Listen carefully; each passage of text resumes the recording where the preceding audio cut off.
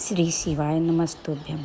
हर हर महादेव। दोस्तों, इस वीडियो में हम आपको वटकेश्वर महादेव का एक ऐसा उपाय बताएंगे जिसको करने से इंसान के ऊपर चाहे कितना भी कर्जा हो या कहीं पर पैसा फंसा हुआ हो वो सारा उतर जाएगा, तथा यह भी बताएंगे कि विशेष मनोकामना के लिए शिवलिंग पर जल कैसे चढ़ाया जाता है। और बट वृक्ष के नीचे दिया लगाया जाता है। बट वृक्ष के नीचे लौंग का मात्र भोग रख दिया जाता है। लौंग मात्र, अगर बट वृक्ष के नीचे दिया लगाकर एक लौंग का जल या लौंग भगवान वटकेश्वर महादेव के नाम से भी अगर शिव को समर्पित करी है तो ये निश्चित है कि कर्जा कितना भी भारी होगा वो कर्जा चूकेगा जरूर, और कहीं ना कहीं से लक्ष्मी की व्यवस्था देवाधिदेव महादेव करेंगे।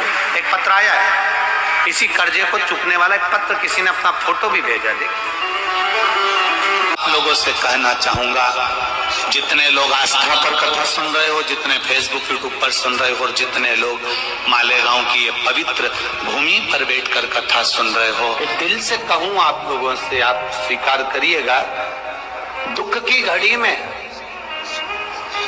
कोई आए चाहे ना आए, अगर आपने दिल से कर्जा हो गया, समस्या विकट हो गई, तकलीफ बढ़ गई, दुख बढ़ गया, आप शंकर भगवान के मंदिर में जाकर, ये जरूरी नहीं है कि आप सीहोर आए या कहीं जाएं, आप तो आपके घर के पास में जो शिव मंदिर हो उस मंदिर में एक लोटा जल चढ़ाना चालू कर दो, वो धीरे धीरे दुख काटना प्रारंभ कर दे।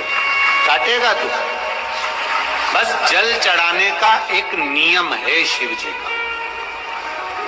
शंकर भगवान को जो जल चढ़ाया जाता है दुख काटने के लिए, तकलीफ काटने के लिए, कष्ट मिटाने के लिए, तो एक नियम है शंकर भगवान का जल चढ़ाने का जो नियम है।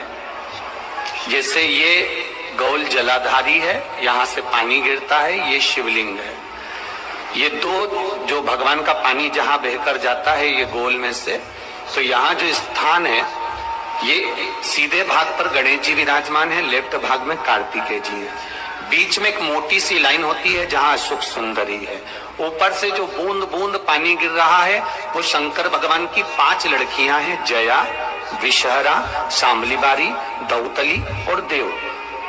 जहाँ गोल भाग है, जहाँ शिवलिंग रखा हुआ है, ये माता पार्वती जी का हस्त कमल है, जिसको पीठिका कहते हैं। महाराज, जल चढ़ाने का नियम है, जब हमारे ऊपर दुख होता है, तकलीफ होती है, कष्ट होता है, बड़ी दिक्कत परेशानी होती है, तो हम जल चढ़ाते हैं। तो उस जल को चढ़ाने का नियम है, पहले गणेश जी का स्थान, कार्तिकेय का स्थान, अशोक सुंदरी की जगह, फिर माता पार्वती की पीठिका, उसके बाद जलाधारी को स्मरण कर कर जल धीरे धीरे शंकर भगवान पर छोड़ा जाता है। जब धीरे धीरे शिव जी पर जल चढ़ाएं, उसके बाद में आप अपने मन की कामना जब जल चढ़ाते जाएं और बाबा से कहते जाएं, बाबा, रोज कामना कहने की जरूरत नहीं है, एक बार आप कामना करो और उसके बाद जल चढ़ाना प्रारंभ करो, और उसको कहना जरूर, तेरे दरबार से कोई खाली नहीं गया मेरे शंभू, मैं नहीं जानती, मैं तो इतना जानती हूँ कि कंकर शंकर है और तू सुनता जरूर है। ब्रह्मा ब्रह्म लोक में है, भगवान विष्णु वैकुंठ लोक में है, पर मृत्यु लोक में मेरा देवाधिदेव महादेव है, मेरी सुनेगा जरूर। और बाबा से विनय कर कर आप आइए। जल चढ़ाने का नियम, अगर दुख है, तकलीफ है, कष्ट है तो ऐसे चढ़ा दो, और अगर मन कर रहा है डायरेक्ट शिव जी पे चढ़ाना हो तो तुम्हारी मर्जी, उसमें कोई मना नहीं।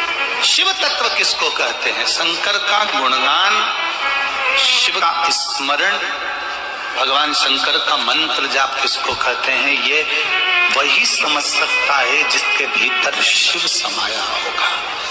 और एक विश्वास के साथ आप लोगों से कहना चाहूंगा, जितने लोग आस्था पर कथा सुन रहे हो, जितने फेसबुक यूट्यूब पर सुन रहे हो, और जितने लोग मालेगांव की ये पवित्र भूमि पर बैठकर कथा सुन रहे हो, आप दिल से उसकी कथा सुनना। इस वाणी का, इस व्यासपीठ का एक शब्द हो सकता है हॉस्पिटल में पड़ा हुआ कोई व्यक्ति, कर्जे में डूबा हुआ कोई व्यक्ति, गलत व्यसन में पड़ा हुआ कोई व्यक्ति को आपके द्वारा निकली हुई वाणी से भी बाहर निकाल सकता है। जैसे उस माँ को कहा किसी ने, सियोर वाला महाराज कहता है एक बार चले तो जा शंकर जी के मंदिर में, उसने पत्र में लिखा।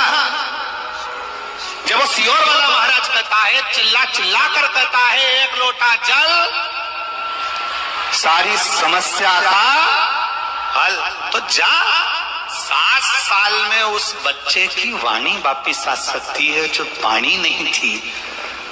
जब वो वाणी मेरा महादेव दे सकता है, वो देखो उस माँ के चेहरे की खुशी, उस माँ के चेहरे की रौनक का, जिसका बेटा 7 साल बाद बोला हो, उसका आनंद देखिए कि कितना होगा,